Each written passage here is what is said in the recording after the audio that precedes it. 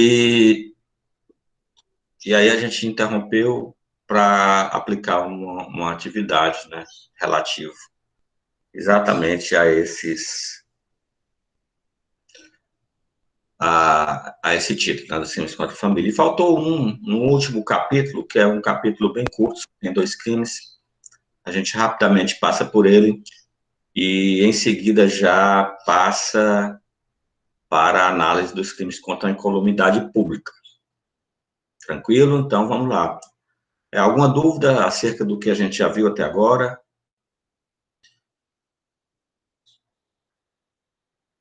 Não, né? Eu vou entender o silêncio de vocês como o, a sabedoria plena, né?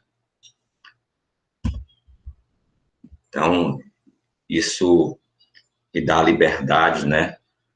Para que na hora que eu estiver elaborando as avaliações, eu considere essa condição de vocês, né?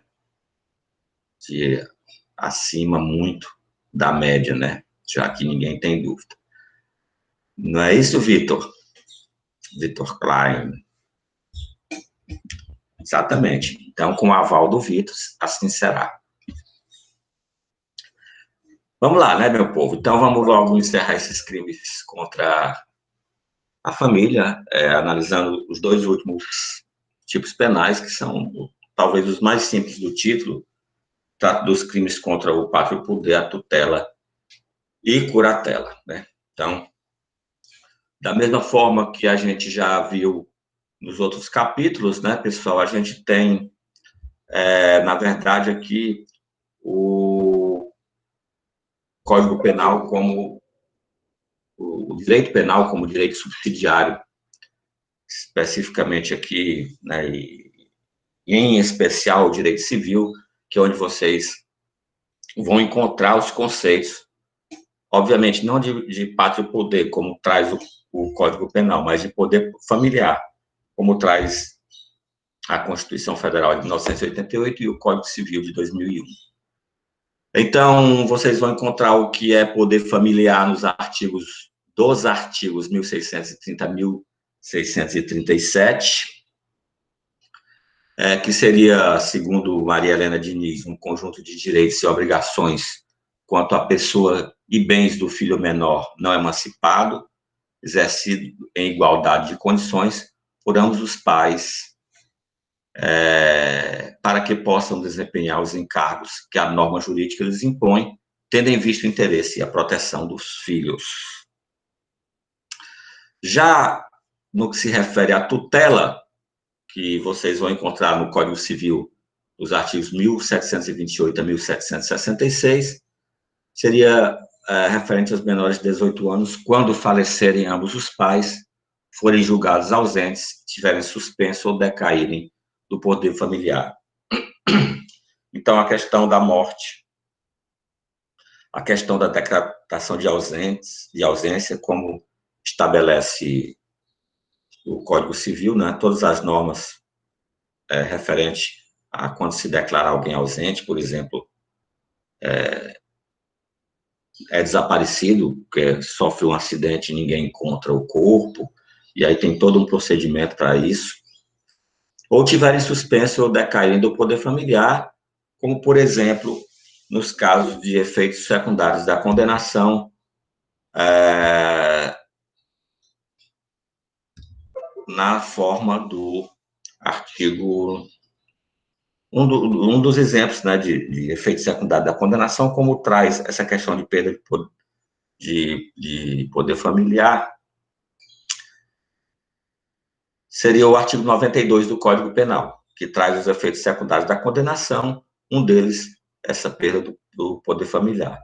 Quanto à curatela, também Instituto de Direito Civil, nós vamos ter, do artigo 1767 e 1783 do Código Civil, seria aquele que é interditado, né? Aqueles que, por enfermidade ou doença mental, não têm o necessário discernimento para os atos da vida civil. Quanto à curatela, que no caso, para efeitos dos dispositivos aqui desse capítulo, faz-se ressalva aquele que é interditado por ser pródigo, né? Então, não entra aqui o pródigo, porque o pródigo é aquele que não consegue administrar apenas um aspecto da sua vida civil, que seria o aspecto financeiro, certo? Então, esses institutos, né, todos são de direito civil e há proteção do direito penal dos artigos 248 e artigo 249, especificamente naquelas situações em que são mais graves, certo? Então, teremos aí o 248 como induzimento à fuga, entrega arbitrária ou sonegação de incapazes, e a conduta de subtração de incapazes. Então, o artigo 248 traz a seguinte redação: induzir menor de 18 anos ou interdito a fugir do lugar em que se acha por determinação de quem sobre ele exerce autoridade em virtude de lei ou de ordem judicial.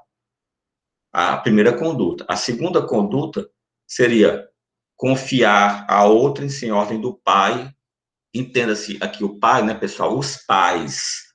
Haja visto que nós não estamos mais tratando de pátrio poder, e sim do poder familiar. Do tutor curador, algum menor de 18 anos ou interdito, ou deixar sem justa causa de entregá-lo a quem legitimamente o reclame.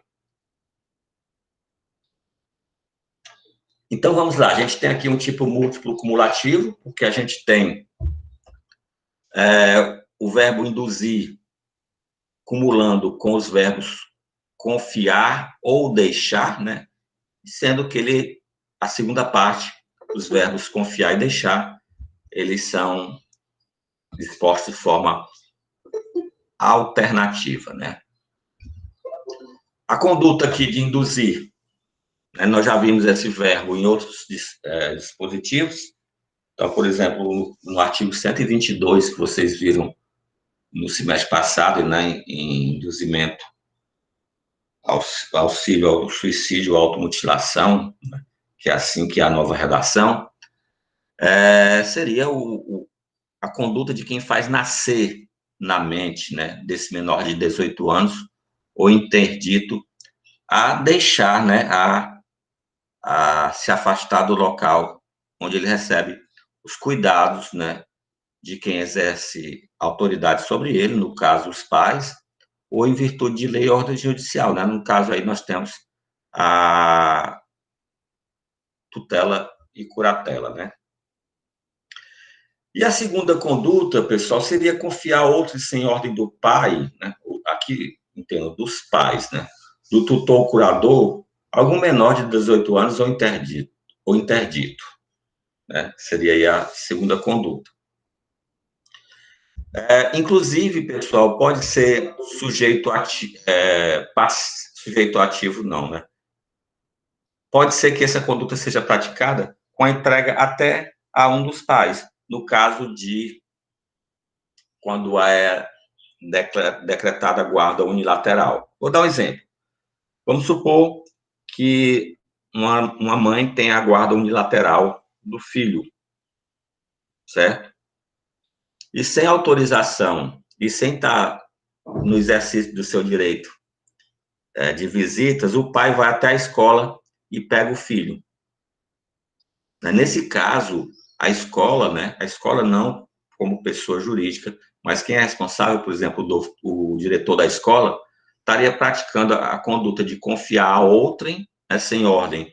Aí, no caso da mãe, que teria a guarda unilateral, certo? Sem autorização dela. No caso, o diretor da escola estaria praticando o artigo 248 na figura da entrega arbitrária. E, por fim, né, a última figura aqui que nós temos no artigo 248 seria deixar sem justa causa de entregá-lo a quem legitimamente o reclame. Para que vocês entendam, eu vou dar um exemplo também de escola.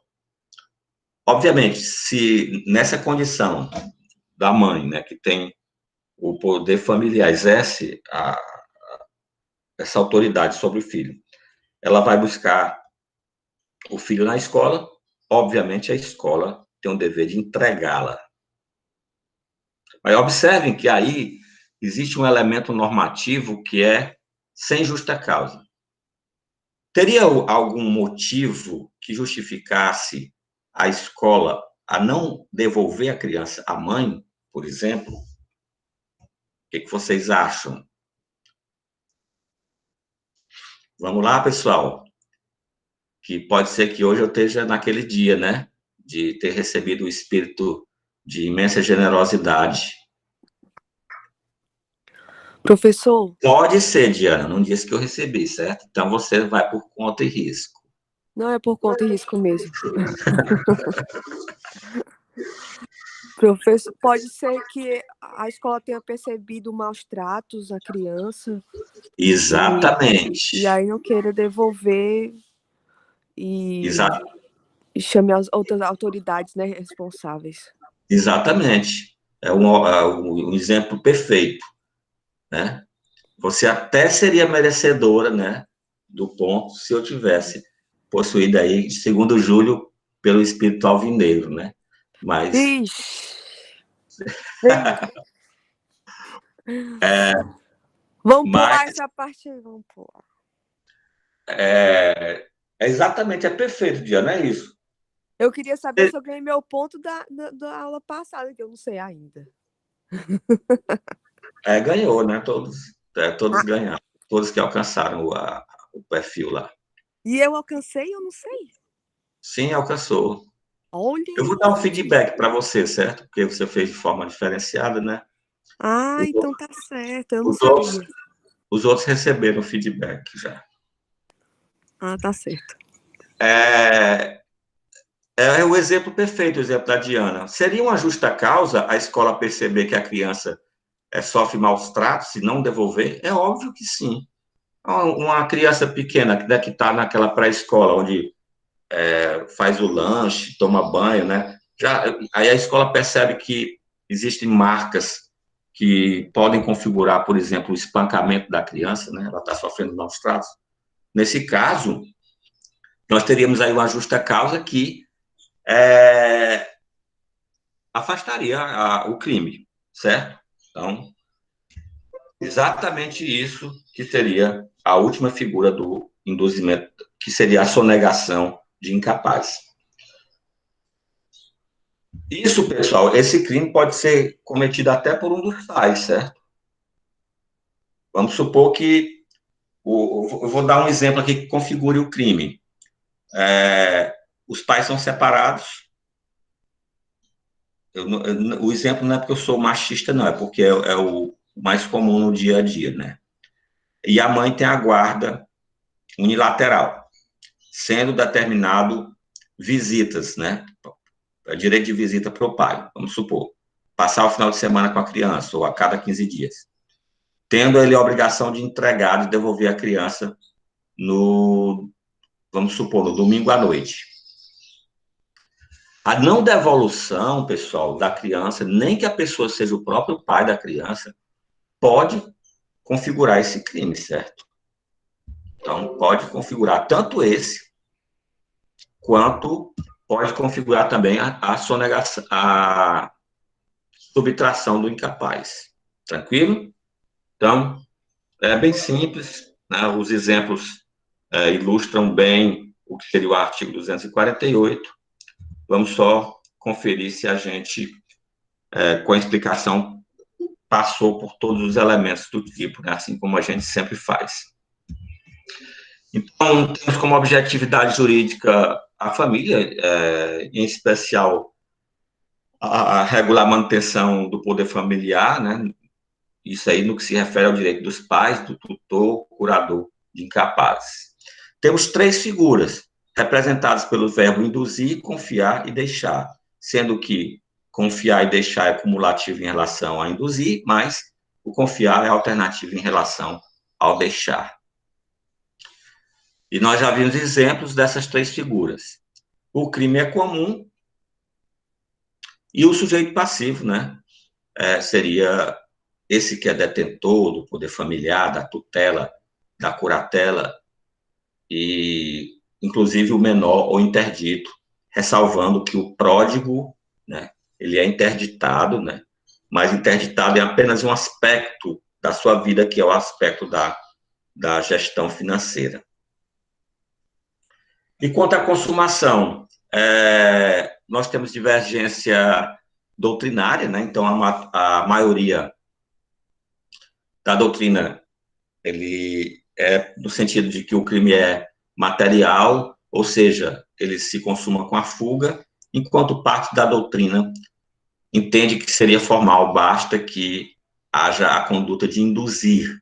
Não necessariamente precisa haver a fuga do menor do local onde ele recebe os cuidados.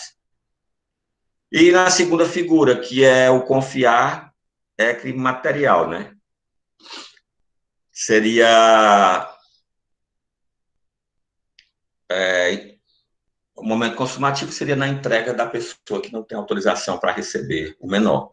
Enquanto que na terceira tentativa, nós temos aí o verbo deixar, e isso a gente já viu em outros momentos, né? Temos aí um crime omissivo próprio, é um crime de mera conduta, logo, a tentativa é inadmissível, né? Então, a gente já viu que nos crimes omissivos próprios, isso é uma regra geral, certo? Não admite tentativa.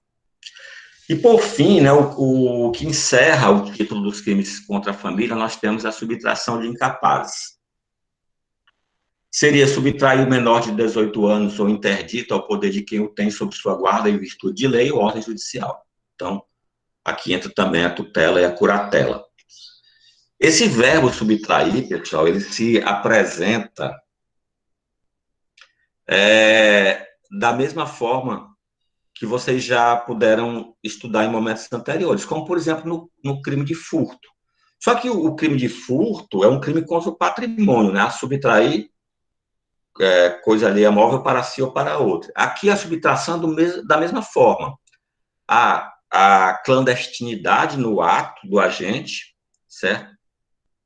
E só que o objeto material aqui não é uma coisa, né? É uma pessoa, é um menor, um interditado, certo? Mas o sentido do verbo é o mesmo. Aí a conduta, o elemento clandestinidade na conduta. Então, é fácil de compreender.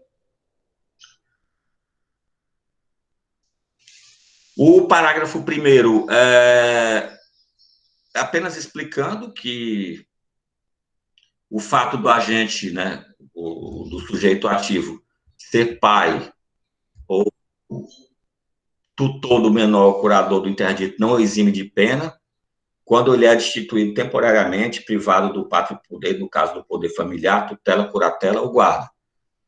Isso, o exemplo mais que eu acabei de dar, funciona para cá também, né? Então, se nós temos a determinação de guarda unilateral para um dos pais, certo? O outro, no momento que não está, né, com esse direito de guarda, por exemplo, quando é determinado direito de visita, nesse momento ele pode ser autor do crime, certo? E o parágrafo 2º, pessoal, nós temos a natureza de perdão judicial. No caso da restituição do menor do interdito, quando esse não sofre maus tratos ou privações, certo? Então, no caso de maus tratos, é fácil a gente perceber, né? Então, pode ser maus tratos físicos ou psicológicos, e privações no sentido de lhe faltar, né, condições básicas, como, por exemplo, alimentação, água, ou não ter um local adequado para necessidades fisiológicas, né? Então, é a condição, né, que seja devolvido sem que sofra nem maus tratos, nem privações. Essa é a condição para que haja o perdão judicial.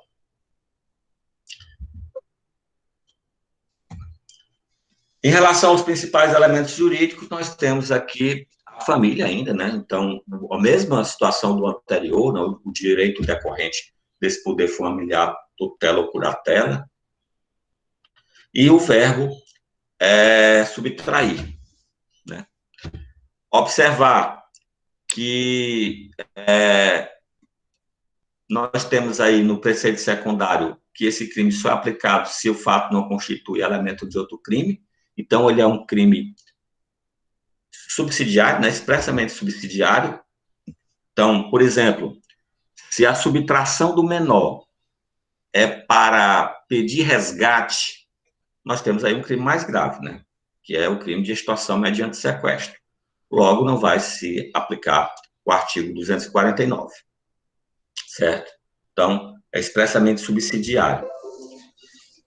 É crime comum, né, que tem como sujeito passivo o mesmo do anterior, né? A questão dos titulares do poder familiar, tutela ou curatela. E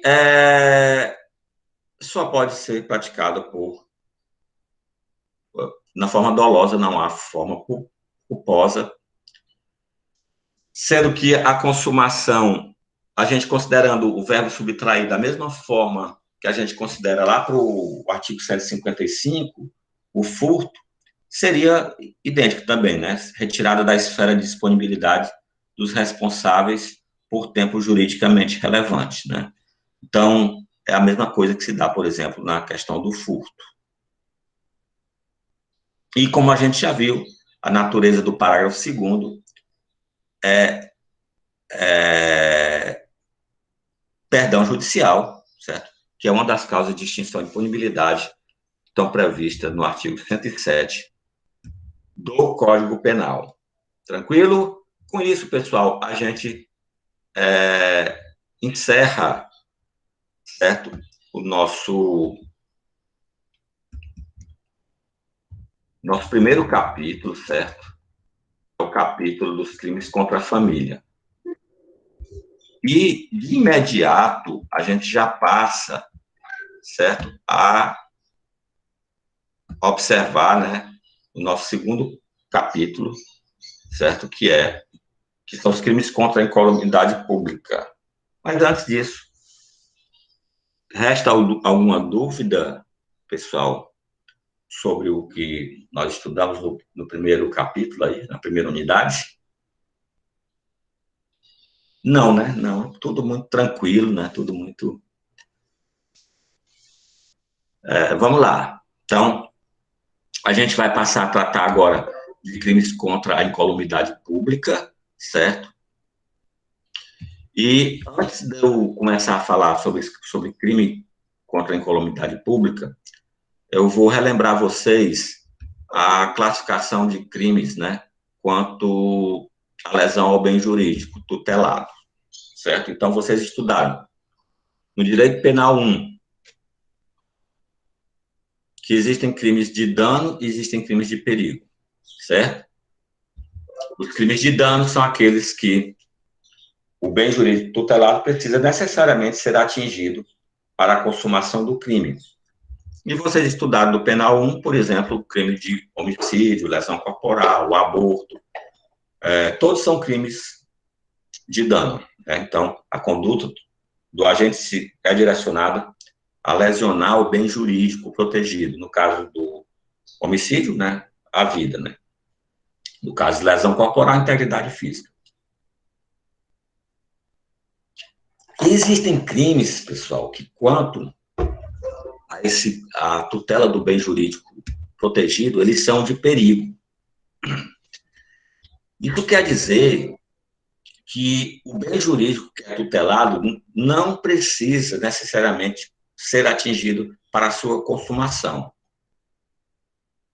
A conduta, ela traz uma probabilidade de dano ao bem jurídico.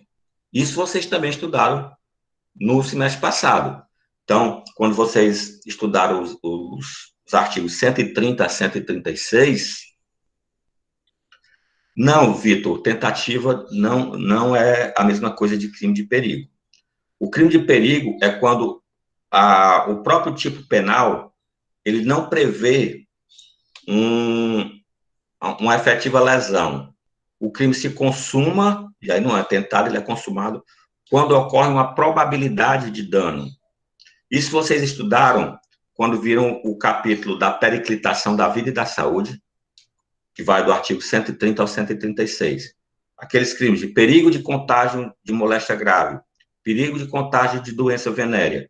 Não necessariamente a pessoa precisava ser contaminada para que o crime ocorresse. Não precisava do dano, mas precisava que o agente tivesse a intenção, né, o dolo de perigo, a intenção de contaminar, certo? Então, isso é um crime de perigo. Não haveria o dano, nesses dois exemplos, perigo de contágio de doença grave ou de doença venérea. Não havia o dano à saúde, mas o sujeito ativo colocava em exposição a perigo o bem jurídico, saúde, ok? E aí, dessa forma, o crime estava consumado. E a gente pode fazer duas subdivisões nos crimes de perigo. Então, a primeira nós vamos dividir entre crimes de perigo individual e crimes de perigo comum. Os crimes de perigo individual foi o que vocês estudaram no semestre passado, né, dos artigos 130 ao 136, da periclitação da vida e da saúde, nós tínhamos crimes de perigo individual. Por quê? Porque a exposição à probabilidade de dano ao bem jurídico tutelado aí, que seria a saúde ou a vida, nós tínhamos como individualizar a titularidade desse bem jurídico. Então, por exemplo, quando alguém com a doença venérea tem relação sexual, quando alguém tem relação sexual com outro, sabendo que é portador de uma doença venérea ou de uma moléstia grave, como é o caso de ser portador do HIV, certo? Ele está direcionando sua conduta a uma pessoa específica. A gente consegue identificar quem é o titular do bem jurídico. Gisele, eu não lembro se o material já está postado, mas se não tiver, eu vou olhar. Se não tiver, assim que terminar a aula, eu posto, certo? Porque eu posto tanta coisa na minha vida. A minha vida se resume a dormir, se alimentar muito mal e postar. Aí o que eu posto eu já nem me lembro. Mas não se preocupe, que eu assim que terminar, você vai estar responsável, porque se eu não postar, ficar me cobrando lá no WhatsApp até eu postar. Então, se eu não postar, pessoal, aí vocês já sabem, a responsabilidade é da Gisele, que assumiu, né, essa nobre missão de ser a cobradora oficial aí da turma. Beleza?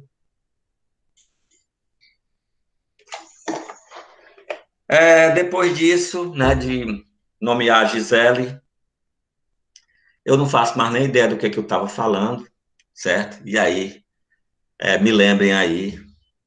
Eu estava falando da divisão que há entre crime de perigo individual e comum, né? Então, quando nós temos a identificação do titular do bem jurídico, pessoal, nós temos o crime de perigo individual. Então, aquilo que vocês estudaram no semestre passado, da periclitação da vida e da saúde, todos eram crimes de perigo individual.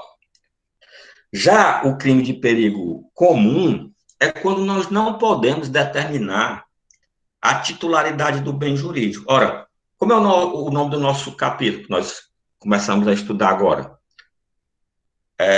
Crimes contra a incolumidade pública. Incolumidade aí no sentido de integridade, né? Então, se refere à questão pública, né? Pertence a uma coletividade, pertence a um conjunto de pessoas indeterminadas. Então, isso é que é um crime de perigo comum. Isso é o que nós vamos começar a estudar agora. Por outro lado, pessoal, nós ainda podemos classificar, né, subclassificar os crimes de perigo em crimes de perigo concreto e crimes de perigo abstrato. O que é um crime de perigo abstrato? Um crime de perigo abstrato é aquele em que há presunção do perigo pela própria conduta. o legislador presume que aquela conduta traz um perigo. Exemplo, porte ilegal de arma. Quando alguém é flagrado portando uma arma, certo? Não vai se verificar se ele ameaçou ninguém, se ele levou a perigo alguém. O simples fato dele estar armado considera-se que é um perigo à sociedade. Então, há uma presunção do perigo. Não precisa ser verificado se ocorreu perigo para ninguém. Então, isso é um crime de perigo abstrato. Outro exemplo, direção sob o efeito de álcool. Quando alguém é flagrado dirigindo sob efeito de álcool, não vai se verificar se aquela conduta levou perigo ou não a alguém. É um crime de perigo abstrato. O legislador entendeu, prevendo essa conduta como criminosa, que presume-se que a simples conduta leve perigo para, no caso aí, a sociedade, né, a coletividade. Quando alguém é flagrado portando arma ou flagrado dirigindo sob efeito de álcool, nós não temos como identificar qual é o sujeito passivo. O sujeito passivo é toda a sociedade, certo? Obviamente que os exemplos que eu dei, o porte ilegal de arma e a direção sob o efeito de álcool não estão dentro do Código Penal, eles estão em leis especiais, né? Mas eles são crimes de perigo comum. O porte ilegal de arma vai estar no Estatuto de Desarmamento e essa questão do direção sob efeito de álcool vai estar no Código de Trânsito, né? Certo? Então, não está no Código Penal. Então, o que nós vamos estudar aqui do Código Penal está dentro de uma regra geral, né? Isso, os exemplos que eu dei estão dentro de uma regra especial. E o crime de perigo concreto, pessoal, é aquele que se consuma não com a conduta, como é, por exemplo, o porte de arma e a direção de efeito de álcool. O crime de perigo concreto, ele se consuma no momento em que se constata, certo, que houve perigo para a coletividade. Não é a mera conduta, como nos exemplos anteriores que eu dei do perigo abstrato. Tem que haver a conduta e a aferição, certo? Se houve efetivo probabilidade de dano aos bens jurídicos. Essas duas classificações que eu acabei de apresentar para vocês, crime de perigo individual e crime de perigo comum, crime de perigo abstrato e crime de perigo concreto, elas não são excludentes. Então, eu posso ter crime de perigo individual abstrato e concreto e posso ter crime de perigo comum abstrato ou concreto. Tranquilo? Dúvidas sobre o que é um crime de perigo comum e um crime de perigo individual? Dúvidas sobre o que é um crime de perigo abstrato ou um crime de perigo concreto? Vamos lá, o silêncio será entendido como o ápice da sabedoria de vocês.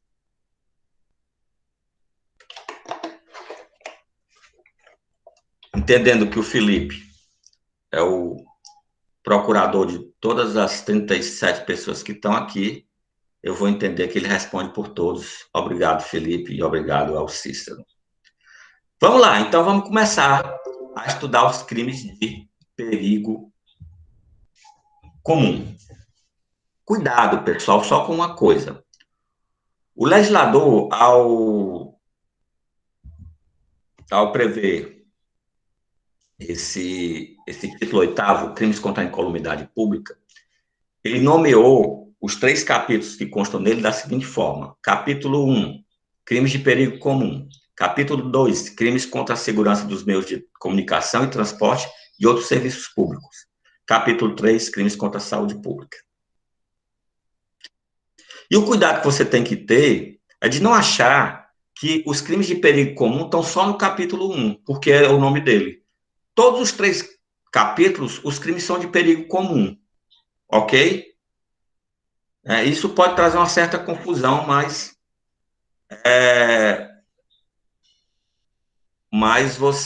vocês não vão confundir, saibam. Arthur, você cobre isso dos slides da Gisele, não é mais minha responsabilidade, certo?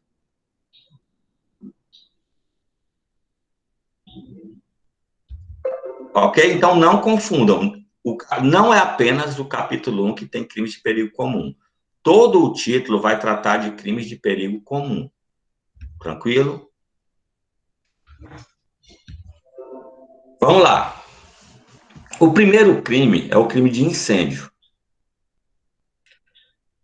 Causar incêndio expondo a vida, a integridade física ou patrimônio de outrem. Isso é o que diz o caput do artigo 250. Repetindo, causar incêndio expondo a vida, a perigo à vida, a integridade física ou patrimônio de outro. Pela explicação que eu dei, a gente já sabe que é um crime de perigo comum, né? Está lá dentro do título dos crimes contra a incolumidade pública, está dentro do capítulo dos crimes de perigo comum. E a pergunta que eu faço, né? Pergunta de prova, né? Questão 63 da V1. Pela explicação que eu acabei de dar sobre o que é crime de perigo abstrato e crime de perigo concreto, o crime de incêndio seria crime de perigo abstrato ou crime de perigo concreto? Já que o Felipe, respondendo em nome de todos, disse que todos tinham entendido. Concreto, né? Então, realmente, vocês estão muito bem representados pelo Felipe, porque ele respondeu corretamente. Tanto ele quanto o Júlio, a Maria Rabelo, o Cícero. E por que é de perigo concreto? Ingrid, ainda é tempo, ainda há tempo, né? Por que é de perigo concreto? Ora, porque o crime não é só causar incêndio. Se o tipo penal dissesse que o crime é causar incêndio, aí tudo bem. Qualquer causação de incêndio poderia ser entendido como crime. Mas ele traz expressamente que é causar incêndio, expondo a perigo à vida, à integridade física ou patrimônio de outro. Então, pessoal, para que seja considerado crime de incêndio, deve haver, certo, a comprovação de que aquele incêndio colocou em perigo, né? Houve probabilidade de dano, não é que tenha atingido a vida, atingido a integridade, queimado alguém, atingido a integridade física ou atingido o patrimônio de alguém. Que tenha tido, efetivamente, a probabilidade de dano aos bens jurídicos da coletividade, vida, integridade física ou patrimônio de outro. Exatamente, Júlio. Tem que provar o perigo em relação a esses. Cássio, não é comprovar o dano, certo? É comprovar que há probabilidade de dano, certo? Então, por exemplo, colocar o fogo em uma casa. O perigo comum é que atinja a coletividade. Colocar o fogo numa casa em que há vizinhos, certo? Havendo a comprovação, o fogo até nem pode, certo? Atingir as residências vizinhas. Mas se for comprovado que o fogo, que houve a probabilidade de isso ocorrer, aí está caracterizado o crime. Não precisa atingir, certo? O patrimônio, a integridade física ou a vida. Precisa ser comprovado que houve a probabilidade, porque que houve o perigo.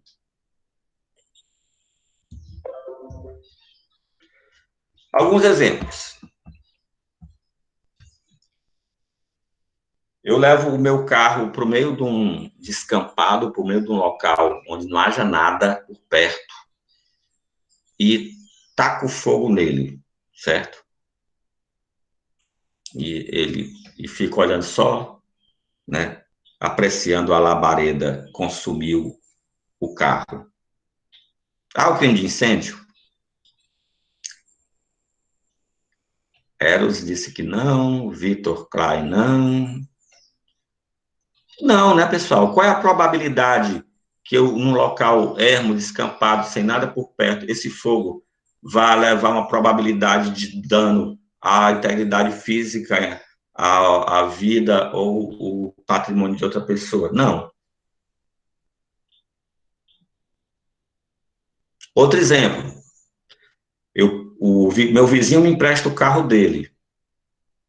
Eu levo até o mesmo local que eu queimei meu carro. Isso é um piromaníaco, né? Tudo quer tocar fogo.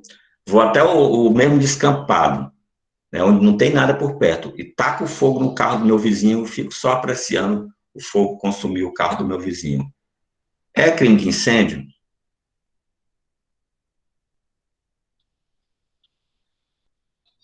Bora, meu povo, é ou não? Gabriel disse que sim. Ingrid e Vitor disse que não. Sebastião sim, era sim. Teve mais sim do que não agora. Me digam aí, os adeptos do sim, qual a diferença do meu primeiro exemplo para o segundo? Onde é que vocês viram a diferença? É que é o carro de outra pessoa, você está tocando fogo na propriedade privada. Mas eu estou levando o perigo à integridade física, ao patrimônio ou à vida do número indeterminado de pessoas?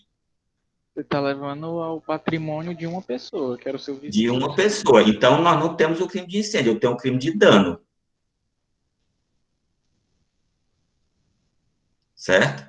Porque para haver o crime contra a incolumidade pública, certo? Eu tenho que levar o perigo, certo? A probabilidade de dano a um número indeterminado de pessoas, certo? Nesse caso específico, Gabriel, eu estou praticando o crime do artigo 163, que é o crime de dano. Eu peguei deliberadamente o patrimônio de uma pessoa e danifiquei, destruí. Então, se fosse o caso assim, de o senhor pegar o carro de várias pessoas e fazer churrasco de tudinho, aí era de incêndio? De várias pessoas, se fossem pessoas identificadas, era a mesma coisa, era o crime de dano contra várias pessoas. Agora, se eu pegar o meu carro, eu sei que a Diana está doida para falar, mas deixa eu só falar com o Gabriel. Se eu pegar o meu carro, aí não importa se é meu ou não, e incendiar no estacionamento do Iguatemi, num sábado, meio-dia, eu estou levando, mesmo que o fogo não se alastre para outros veículos, eu estou levando o perigo ao número indeterminado de pessoas? Com certeza. Aí, nesse caso, sim, Gabriel. Aí, nesse caso, seria o crime de incêndio. Diana, quer falar?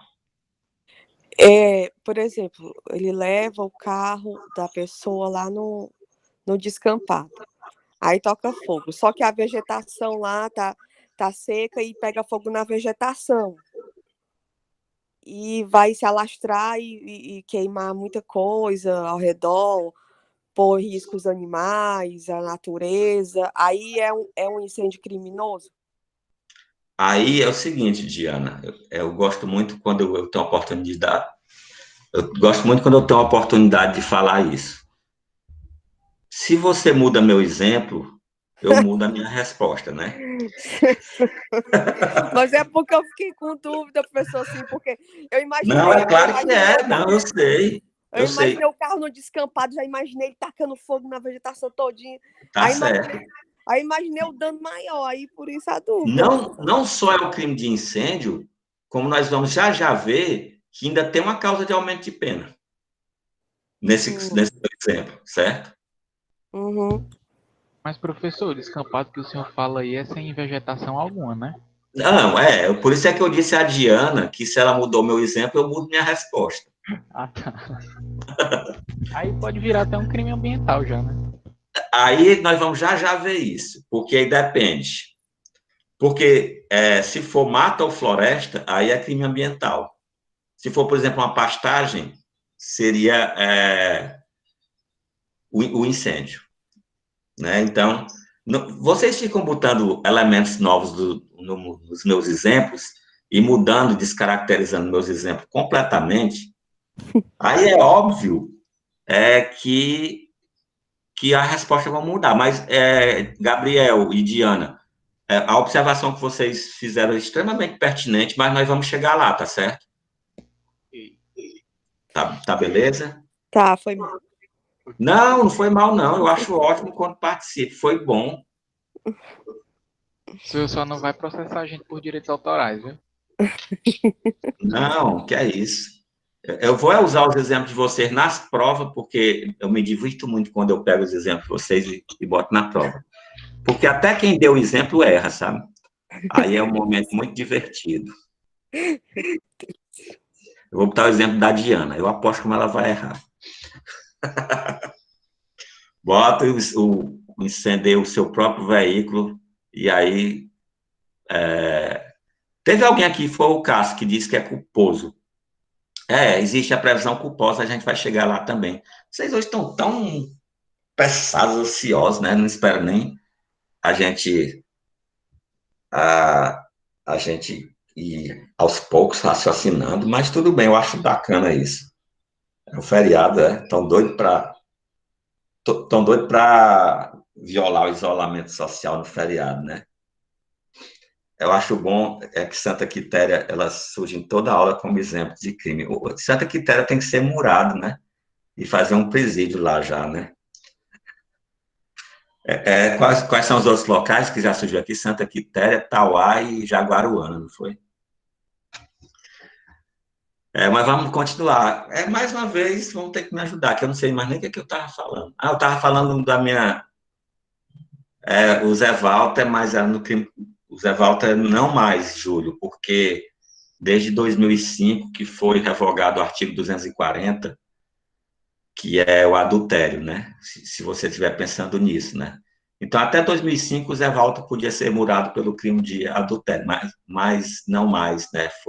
Houve o abolício crimes e todos os moradores do Zé Walter foram beneficiados, que abolício crimes está no artigo 107 do Código Penal, é uma causa de extinção de punibilidade. Aqui é bom que a gente fala de direito penal 1, 2, 3, né?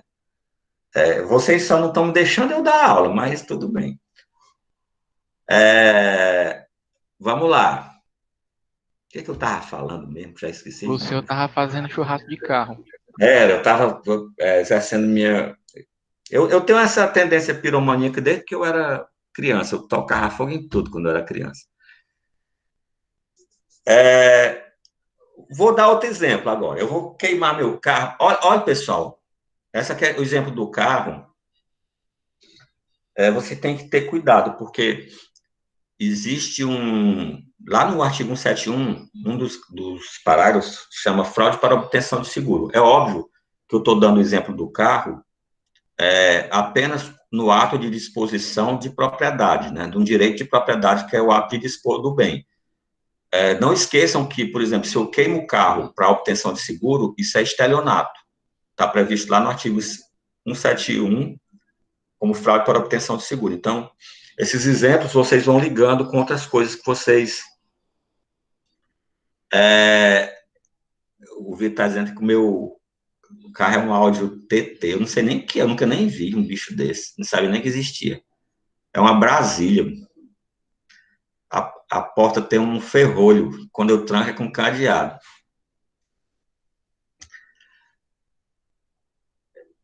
Rapaz, eu acho que é o feriado mesmo, viu? Vocês não vão deixar eu terminar nem o crime de incêndio hoje. Vamos lá, eu vou dar outro exemplo com o meu carro.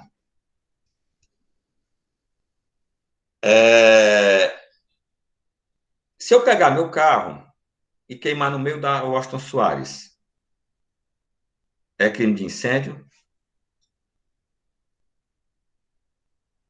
Ingrid, sim, outro sim, sim. Principalmente se for na frente de um posto. Sim, sim.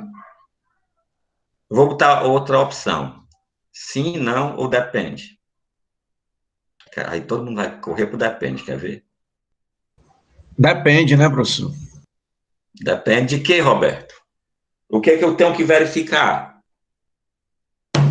Tem que verificar se esse incêndio foi em frente a um posto, como o colega disse, ou se foi na Washington Soares, mas à meia-noite, sem nada ao redor, entendeu? Tem que ver a circunstância, né? Exatamente. Tem que ver se houve a probabilidade de dano... A terceiros, né? Também, né? Exatamente. A integridade física a vida ou patrimônio de outros, da coletividade. Então, não é por si só, pessoal, o local do fogo que vai caracterizar o incêndio. como eu já disse, o crime é de perigo concreto. Então, a aferição do momento consumativo é o momento da causação do fogo, não. É da causação da ocorrência do perigo. Ok? Então, cuidado. Então, por isso, eu queimei meu carro aqui em vários locais, exatamente para ilustrar que não, por si só, não é o crime de incêndio. Obviamente, quando eu queimei lá no estacionamento do Iguatemi, sábado, meio-dia, né, que ninguém encontra nem vaga, obviamente, isso a gente entende que vai causar perigo, né? Mas tem que se verificar o caso concreto. Certo? Tranquilo? Entenderam isso, né? Tem que verificar o caso concreto, não é simplesmente causar o fogo. Vamos para frente.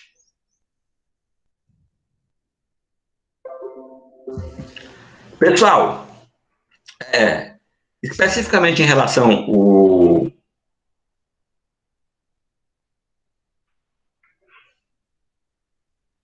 Se eu vou...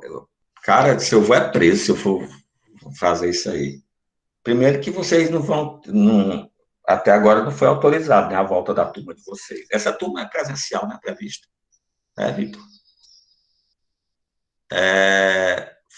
Foi autorizado já a volta, e aí começa, eu acho que dia 15, das turmas de estágio. Então, dia 15 eu já vou voltar a dar aula na Unifor, mas só para os alunos de estágio. Para vocês que não são concludentes ainda, não foi autorizado ainda o decreto estadual. Então,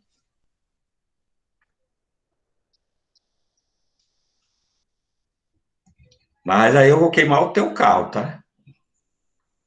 O carro do teu pai, que é mais chique.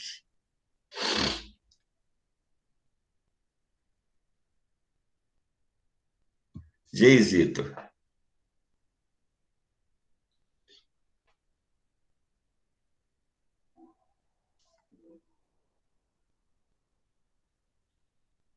Não, se levar para assistir, for de longe, não tiver perigo, né? Agora, se for bem pertinho, eu disser, agora todo mundo pulando por cima do carro, né? Igual pular fogueira. Aí leva perigo, né? Eu acho que vocês combinaram antes, né? Vocês devem ter um grupo do WhatsApp paralelo. Assim, pessoal, vamos hoje não deixar a aula ter aula, né? Certo? Só pode. E eu já estou identificando aqui os cabeças, né? O Vitor, um dos cabeças. Vamos lá. Voltando aqui para o elemento subjetivo, pessoal, percebam que o caput do artigo 250 não exige nenhuma especial fim de agir, certo? Causar um incêndio, o dolo é direto, certo? Mas nós temos as causas de aumento de pena que são trazidas pelo parágrafo 1º do artigo 250, que tem 2 incisos. O primeiro inciso, pessoal, tem um elemento específico subjetivo. Então, quando se fala do tipo subjetivo, em relação ao incêndio, seria o dolo direto. Mas em relação ao inciso 1º do parágrafo 1º, que diz o seguinte: se o crime é cometido com o intuito de obter vantagem pecuniária em proveito próprio ou alheio, né, as penas aumentam de 1/3. Então, aqui nós temos um especial fim de agir, né, que é a obtenção de vantagem pecuniária. Essa é a primeira das causas de aumento de pena.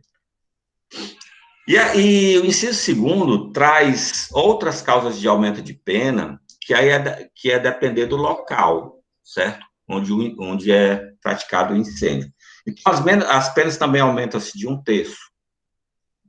De acordo com o inciso 2º, que vai da linha A até a linha H. Se o incêndio é na linha A, em casa habitada ou destinada à habitação.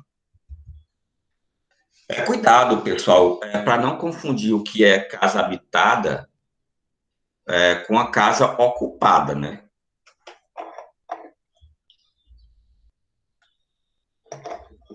Se eu saio de férias, né, e deixo minha casa desocupada, ela continua sendo uma casa habitada? Sim, né? Ela continua sendo uma casa habitada. Apenas eu não estou lá naquele momento, né? Ok? E vejam que a linha A ela vai bem além. Ela diz assim, ou destinada à habitação.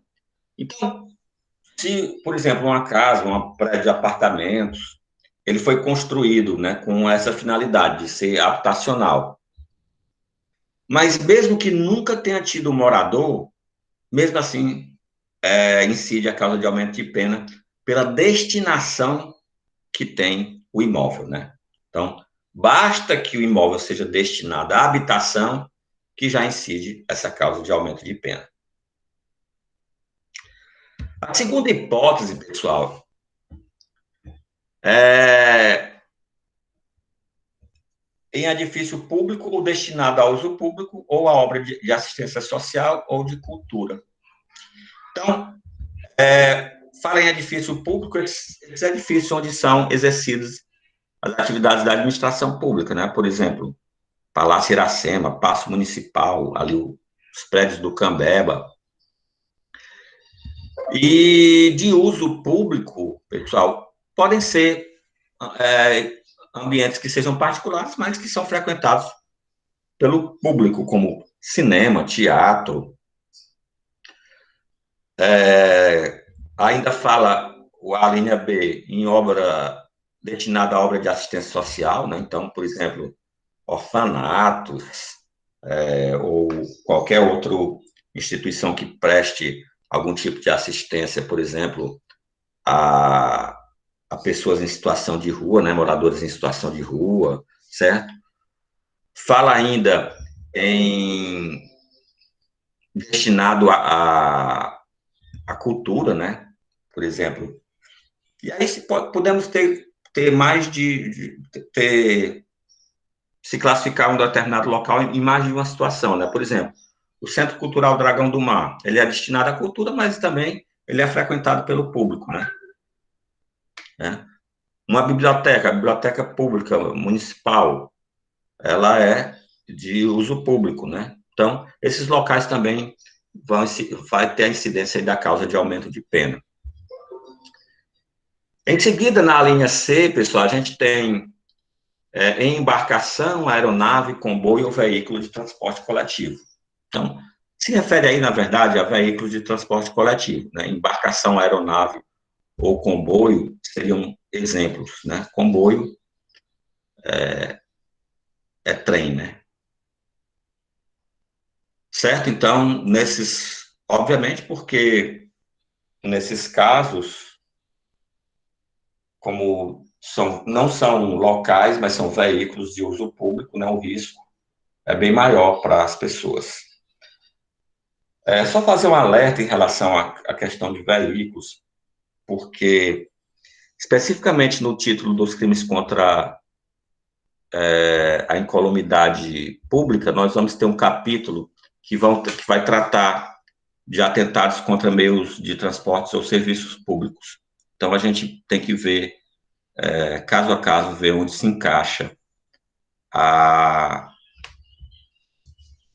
o caso, certo? Então, quando a gente chegar lá, a gente vai fazer os comparativos, para não antecipar muita coisa. Na linha D, nós temos a estação ferroviária ou aeródromo, né, os locais onde há embarque e desembarque, né, no caso da estação ferroviária, dos comboios, né, dos trens, e aeródromos no caso de aeroporto.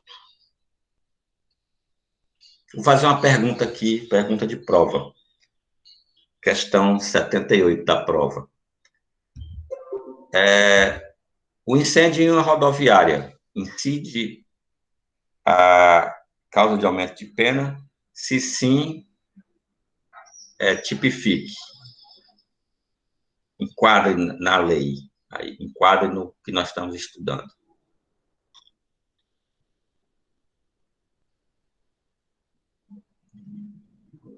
O Júlio diz que é em transporte coletivo. Não, uma estação não é um meio de transporte, Júlio. Transporte coletivo seria no próprio transporte, o ônibus, por exemplo.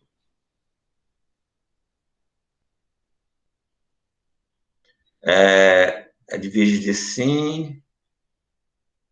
Felipe diz que não, porque seria em Malaparte. Deve ser porque só fala em... A ideia do Felipe é porque só fala em estação e aeródromo, né? E o Júlio diz que é uso público, e o Cássio também, a uso público. Os dois últimos, o Júlio e o Cássio, estão certos, né? O Felipe também está certo no seguinte, pessoal. Seria, certo, uma causa de aumento de pena, mas eu não poderia fazer analogia com a linha D, estação ferroviária ou aeródromo, porque eu estaria fazendo a analogia em Malaparte. Ora, mas a rodoviária não é um edifício destinado a uso público? Então, eu não enquadraria na letra D de dado, mas sim, eu poderia enquadrar na linha B de bola, certo? Então, esse seria o raciocínio mais correto. Tranquilo? Em seguida, pessoal, vem estaleiro, fábrica ou oficina. São locais, né, minha gente, que contêm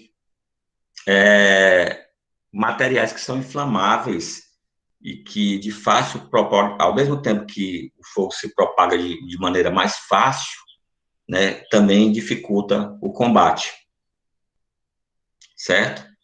Então, esse seria o motivo de nós termos aí estaleiro, fábrica, oficina como locais onde nós temos causa de aumento de pena. Não havia nem necessidade de falar especificamente em estaleiro, porque o estaleiro se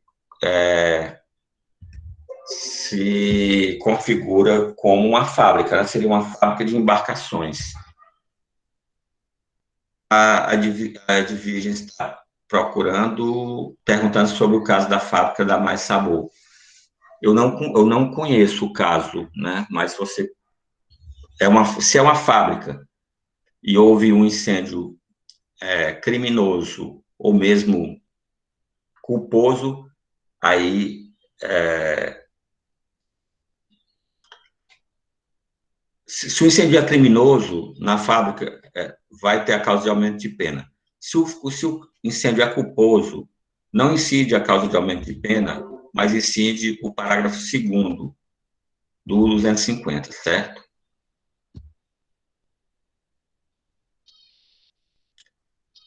A concessionária de carro, Júlio, só configurará se tiver oficina, né? Por exemplo, essas autorizadas, todas têm oficina. E aí se configura pela a oficina em si, e não porque nós vamos estender a concessionária como uma oficina, né? Todas essas concessionárias autorizadas têm oficina, né? Vocês hoje estão terríveis, hein? No caso de casa de fogos, nós temos a linha F, certo? Que seria em depósito de explosivo, combustível inflamável, certo? Então, já iríamos entrar... Não, aí culposo... Vejam só, pessoal, quando você vai aplicar uma circunstância que é prevista em um tipo penal, você tem que verificar a localização geográfica da circunstância. Então, as causas de aumento de pena, elas vêm antes da previsão culposa. Então, elas só se aplicam o que vem antes dela, ou seja, só se aplica ao caput, certo? Não se aplica nada ao que vem depois. Então, as causas de aumento de pena não se aplicam à previsão culposa.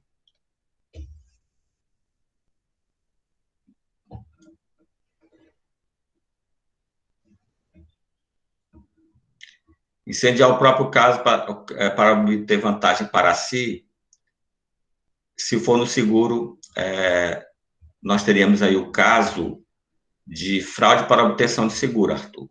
Está previsto lá no artigo 171. Só seria incêndio a partir do momento que esse incêndio se alastrasse, né, saísse ali do local do veículo e colocasse em risco a integridade física, a vida ou o patrimônio de outras pessoas. Aí nós teríamos concurso de crimes da fraude para obtenção de seguro e do incêndio. Ok?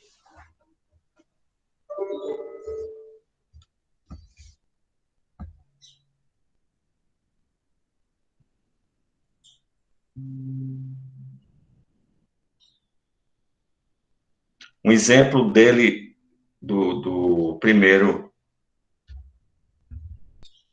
fica difícil dar, porque, na verdade, alguém cometeu um incêndio para obter vantagem pecuniária,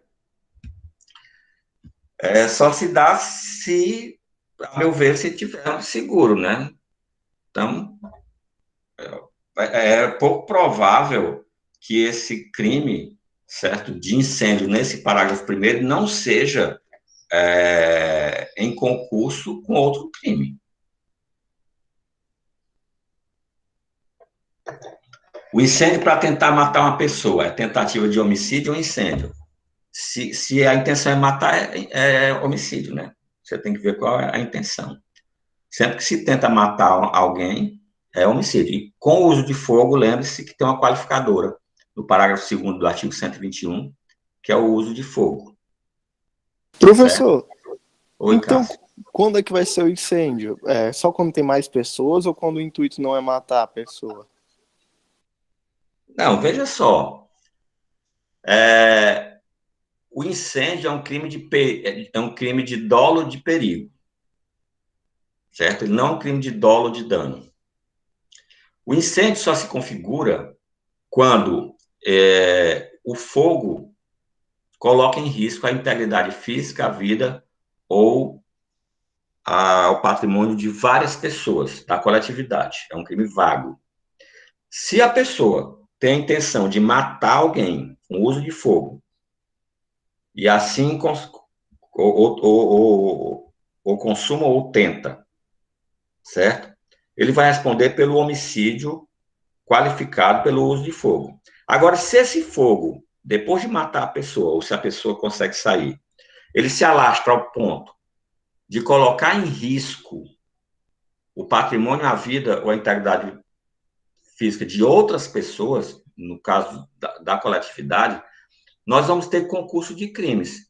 O homicídio qualificado, quer seja tentado ou consumado pelo uso de fogo, e o incêndio. Certo? Então, ao incêndio, quando você verifica que há a configuração da probabilidade, né, de dano ao número indeterminado de pessoas, de patrimônio, ou de integridade física, ou da vida de um número indeterminado de pessoas. Mas se a intenção é deliberadamente matar alguém, nós temos um crime de homicídio. Mas então, professor, o crime teria que ser uma coletividade, o intuito não podia ser matar essas pessoas? Sim, não pode ser matar. Se houver o intuito matar, certo? Tendo a intenção de matar, é homicídio. Você sempre tem que olhar o elemento subjetivo. No crime de incêndio, não pode ter a intenção de matar. Aí ele está perguntando, mas se alguém chegar a morrer, Ingrid, guarde sua pergunta, que a gente chega já lá, certo? Como é que vai configurar isso aí? Diga aí, Cássio. Só mais uma coisa. Se o intuito é lesionar, então não vai ser lesão corporal, vai ser incêndio ainda? Se o intuito é lesionar, é lesão corporal. Professor, o incêndio não é doloso, não é isso? Não pode ter a intenção, não é isso? Não, é doloso. Só que o dolo é de causar o fogo, não é de matar. É somente o fogo, não. Tá certo, entendi. Certo? Não pode haver dolo de matar ou lesionar, porque se há o dolo de matar ou lesionar, aí nós temos o crime de homicídio ou de lesão corporal. E Então aí seria, agravar o uso de fogo. então seria uma forma de ameaça, tipo, botar em perigo, porque você colocar incêndio só para colocar em perigo a vida, se não é nem para lesionar, nem para matar, fica difícil, não, de achar um exemplo para isso. Não, não fica, não. Certo? É, vamos supor, eu não sei se vocês lembram, não, esse exemplo é muito específico, vocês não vão lembrar, não. Porque veja só, Cássio, causar incêndio é dar causa ao fogo. Basta colocar o fogo. Se esse fogo, por exemplo, você quer. Alguém falou em lixo aqui em algum lugar, eu nem já tem tanta pergunta que eu. Ah, meu vizinho coloca fogo no lixo, certo? Aliás, pelo amor de Deus, tem gente que ainda faz isso. Vamos supor que alguém queira colocar fogo no lixo, como alguém falou aqui, eu não sei quem foi, no seu quintal. Aí coloca lá o fogo. Só que esse fogo, ele sai do controle. Ele não deu causa ao fogo, não foi de forma dolosa. Ele saindo do controle, ele não vai colocar em risco a vizinhança. Então, nós temos o crime de incêndio. Mas Certo? aí é muito mais a forma culposa do que a forma dolosa. Não, não é culposa. Porque há o dolo de causar o fogo. Certo? Veja bem que o dolo aqui é de perigo. A forma culposa seria, por exemplo, negligência, imprudência ou imperícia. Você está, por exemplo, vai passando numa estrada, né, a pessoa fumando e joga o cigarro na beira da estrada, de forma imprudente. Aí seria uma forma culposa. No caso da pessoa causar deliberadamente o fogo, há o dolo de causar o fogo, certo? Então, Há o dolo de perigo. o dolo é do fogo, mas Isso. o indivíduo, a vontade de atingir ele é mais secundária, ou seja, você assume o risco de atingir alguém, é isso? O dolo por isso que se chama dolo de perigo e não dolo de dano.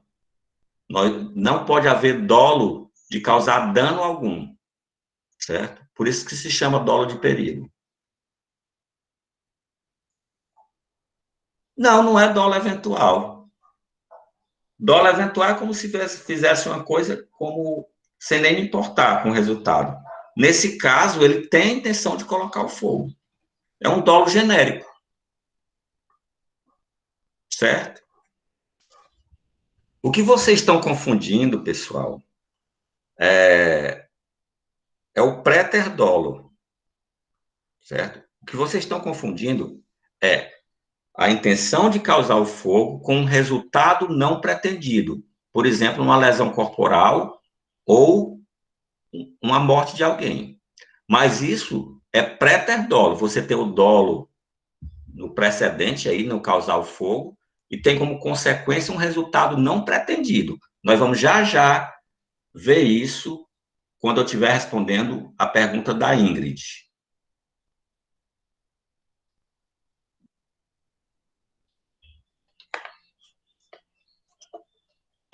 Eu não entendi essa questão do dolo eventual que atinge o sujeito passivo. Não entendi. Pessoal, deixa eu chegar na qualificadora desse crime, que vai ficar mais claro para vocês, certo? Tá ok? Tem um pouquinho de paciência.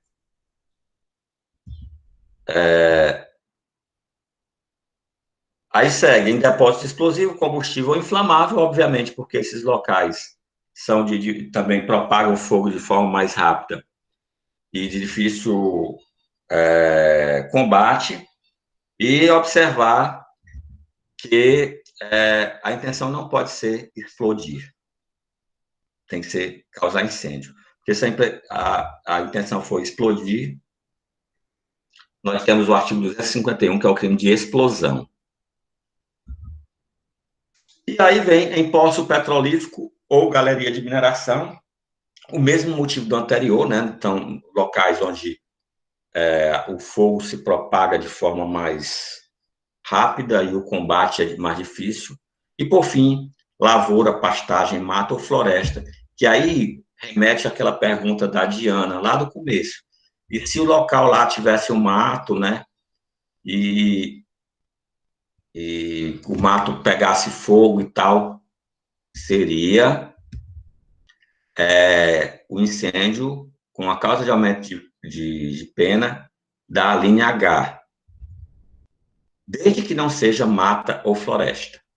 Porque no caso de mata ou floresta, houve revogação tácita pela Lei de Crimes Ambientais, né? Então, quando se fala em mata ou floresta, a gente vai para a Lei de Crimes Ambientais, e, aliás, essa revogação tácita foi o chamado abolitio criminis in melius, né? Novatio crimis in melius, aliás. Novatio legis in melius, não estou entendendo mais nada. Novatio legis in melius, ou seja, uma nova lei que beneficia, porque no caso da Lei de Crimes Ambientais, nós não temos a previsão culposa. E aí a previsão culposa, que a gente já sabe o que é, né? Imprudência, imperícia ou negligência. Vamos dar uma analisada nos principais elementos do tipo, para ver se a gente, com as explicações, alcançou todos eles. E aí, a objetividade jurídica, né, o bem jurídico tutelado, é a incolumidade pública, ou seja, ultrapassa a esfera individual e atinge a coletividade. Quanto aos sujeitos, eu tenho o sujeito ativo como um crime comum, né? Inclusive o proprietário da coisa, como a gente viu nos exemplos do carro, né? E o sujeito passivo, pessoal, é o que se chama de crime vago, é a coletividade, certo? Então, não se tem como identificar, precisar quem é o sujeito passivo. Se a gente tem como precisar quem é o sujeito passivo, aí a gente tem outros crimes. Quanto ao tipo objetivo, a gente tem o verbo causar, né? Fazer, acontecer, promover, em relação a incêndio, né? Com o incêndio com proporções de atingir, né? Os bens jurídicos, vida, integridade física e patrimônio de um número indeterminado de pessoas. Então, por exemplo, um incêndio numa casa não é só quem está, não é só a vizinhança, quem passa na rua, né? Nós não temos como precisar quem está passando na rua e está correndo perigo. Quanto ao elemento subjetivo, a gente viu que é o dolo sem finalidade específica, com exceção do inciso 1º do parágrafo 1º, né, que lá tem a questão do lucro, certo? E a previsão culposa, certo? Quanto à consumação e tentativa, gravem isso. Crime de perigo concreto, o momento consumativo é quando ocorre a situação de perigo. Não é quando ocorre o fogo, meu povo. É quando ocorre a situação de perigo. E a tentativa é possível. Vimos todas as causas de aumento de pena, né, do parágrafo 1º, tanto o inciso 1 quanto o 2. Alguns elementos, né, do tipo objetivo em relação às causas de aumento de pena, né? Precisamos de alguns conceitos, né? Por exemplo, o que é explosivo, né? O que é combustível, o que é inflamável, o que é lavoura, o que é mata, o que é floresta. Só salientando que, em relação à mata ou floresta, nós temos aí a Lei 12.651 e a Lei 9.605, que são legislações especiais em relação ao Código Penal, né? A 12.651 é o Código Florestal e a 9.605 a Lei de Crimes Ambientais. E aí, pessoal, talvez toda aquela dúvida que vocês tenham sobre o que é o dolo de perigo, o que é o dolo de dano, quando morre, quando se fere, quando tudo aquilo que surgiu polêmica, a gente vai tentar resolver analisando a qualificadora dos crimes de perigo comum. E aí eu já dou um alerta. Essa qualificadora, ela se aplica, certo? A todo o capítulo. A qualificadora vai estar no artigo 258. Então, os crimes do 257, 250 ao 257, vão receber essa qualificadora, que é a qualificadora pelo resultado. Então, vamos lá, analisar o que diz o artigo 258, que qualifica o crime de incêndio, assim como qualifica todos os demais crimes desse capítulo. E já está lançado o desafio. Existe uma questão, certo, que eu vou colocar na avaliação de vocês, que vai, certo, ter uma conduta qualificada pelo 258, certo? E ninguém vai acertar, porque todos vocês vão se esquecer desse artigo. Não vão lembrar, não vão lembrar. Isso eu vou falar no 258, no 250, no 51, no 52, no 53, no 54, no 55, no 56 e no 57. Vai cair a questão com a qualificadora e ninguém vai acertar. Isso eu aposto com vocês. Um piper. Vamos lá. O que diz o 258? Se do crime doloso de perigo comum resulta lesão corporal de natureza grave, a pena privativa de liberdade é aumentada de metade. Se resulta morte, é aplicada em dobro. Essa é a primeira parte. No caso de culpa, se do fato resulta lesão corporal, a pena aumenta-se de metade.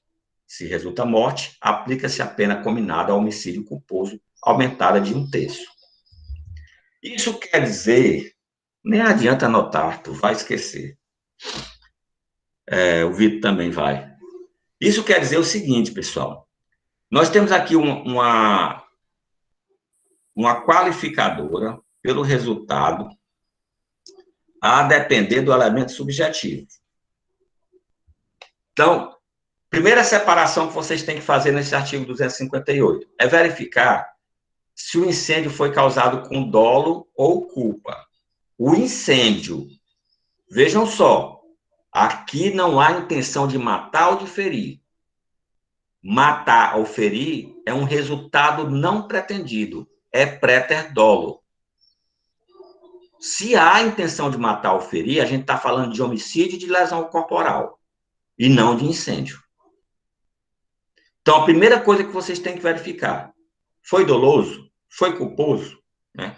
Vamos lá, aí a primeira parte diz, se foi doloso e o resultado é lesão corporal de natureza grave, ou seja, parágrafo 1º e 2º do artigo 129, né? Que alcança grave e gravíssima. Aí, a pena privativa de liberdade é aumentada a metade. Se resulta morte, é aplicada em dobro. A intenção não é matar. Da causação do incêndio doloso, sobreveio morte. Resultado não pretendido. Préter dolo. E aí vem a segunda parte, que aí a gente vai verificar, no caso, se o incêndio é culposo. No caso de culpa, se o fato resulta lesão corporal, a pena aumenta-se de metade. Se resulta morte, aplica-se a pena combinada ao homicídio culposo, aumentada de 1/3. Então, obviamente, aqui no caso de culpa, se nem intenção de causar o incêndio teve, o incêndio foi decorrente de uma negligência, de uma imprudência, certo? O resultado é lesão corporal ou morte, obviamente também não pretendida, certo? Eu acredito que com a explicação do 258, que é a qualificadora do crime de incêndio, talvez não, eu vou dizer que acabe com a dúvida que foi levantada principalmente pelo Cássio, mas pelo menos diminui. E caso ainda tenham, vamos lá discutir esse dispositivo. Vamos lá, Cássio. Ainda restou dúvida acerca dos exemplos levantados por você?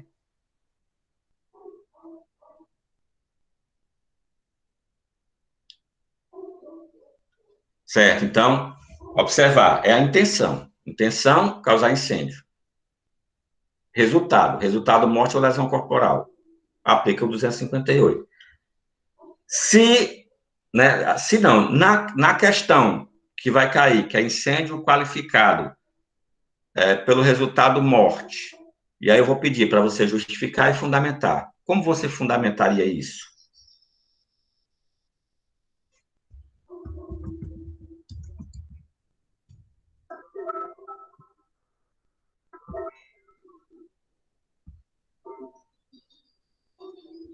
Fundamentação legal, né? Como seria a fundamentação do incêndio qualificado pelo resultado morte?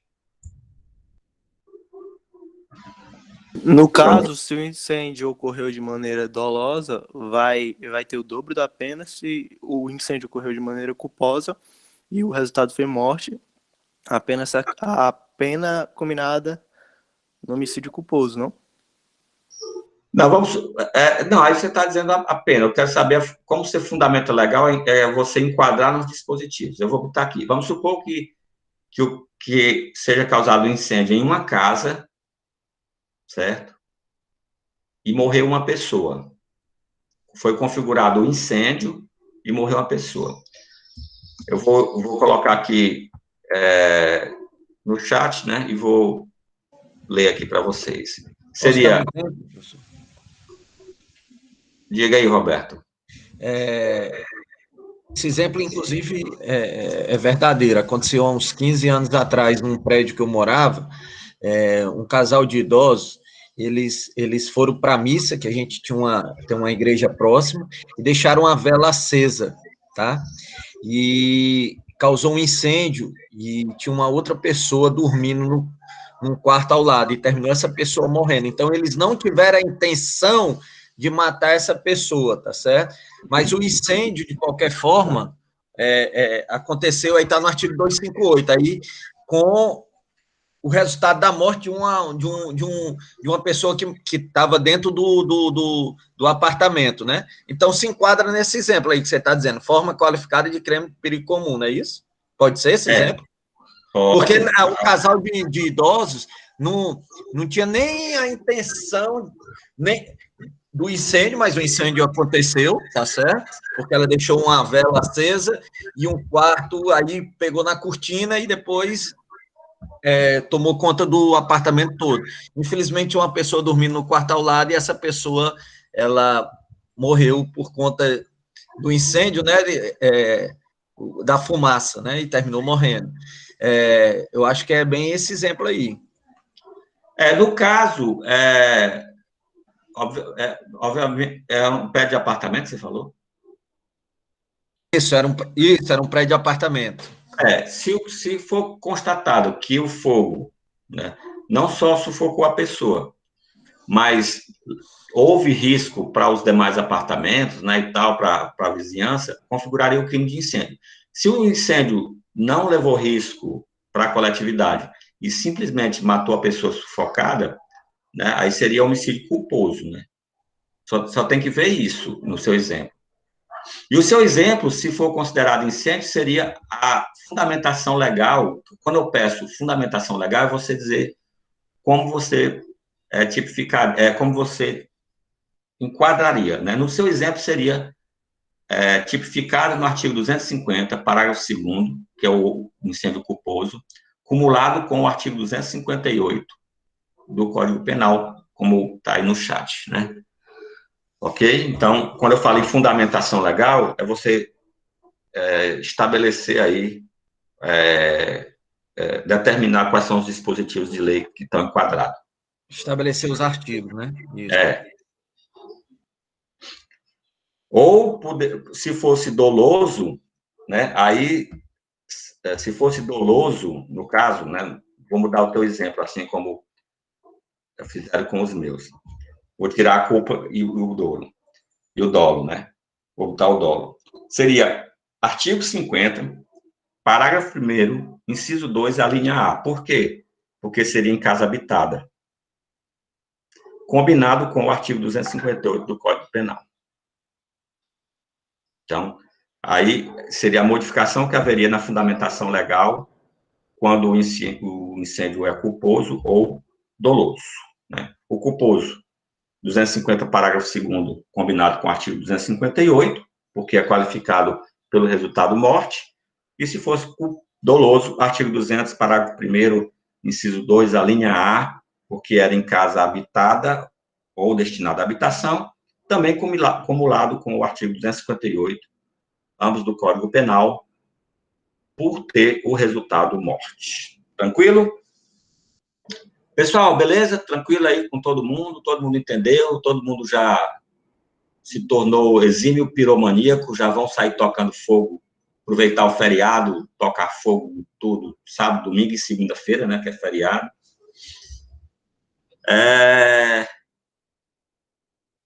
Já vi que na terça terei muitos clientes, né?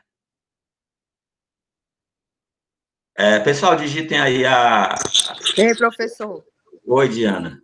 No Brasil mesmo, só tacando fogo, né, não? Eu tô quase com essa sua... Chega nessa conclusão que tem que zerar para começar de novo. Exatamente. Pessoal, vão digitando a matrícula aí para a gente fazer a frequência. Hoje foi muito bom a participação de vocês, adorei, vocês realmente estão cada vez mais se firmando como a minha turma favorita de terça e quinta no horário CD manhã. Professor, posso tirar uma última dúvida? Pode, Gabriel, fica à vontade. O seu carro é uma Brasília mesmo ou o senhor tava frescando? Boa! Rapaz, eu não posso falar isso não, porque eu tenho medo. Só para você ter ideia, eu nem estaciono quando eu estou na Unifor no mesmo local todo dia. Eu todo dia mudo o local. É uma Volvo, cara, de 300 mil reais. Ele ganhou só com o cliente que ele tem. Ele negócio de Brasília é choro. Na